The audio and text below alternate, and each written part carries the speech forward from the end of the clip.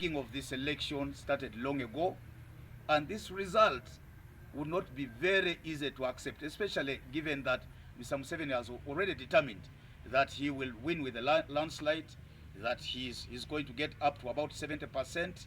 We know that DR forms are being doctored now with the support of state house agents and presiding officers that have been ordained by Mr. Museveni and his NRM. President, you are remaining with 8 days on your days of campaigns. Could you please tell us the encounters that you have faced in the last days of your campaigns? I think as we make the last turn to the actual voting, the level of harassment is even increasing.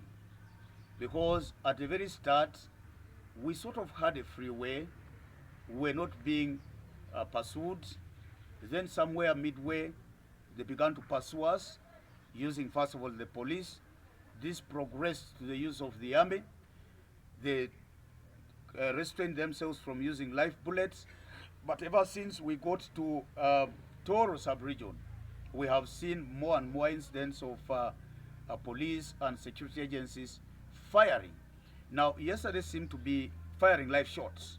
Yesterday seemed to be a climax of something, because not only was this operation conducted by police using police vehicles, we also saw saloon vehicles all around in Tungamo, up to about 10 of them. We noted the number plates.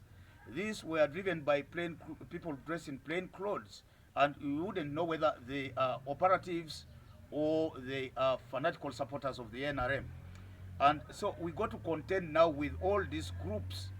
While in Nebi, my driver and a journalist, Didan, were brutally beaten up.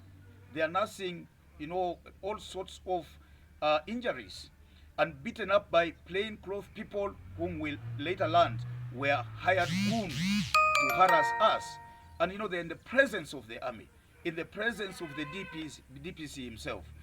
Local people in Nebi were tear gassed, beaten, driven out of a football pitch where we were supposed to hold our rally. Now, Mr.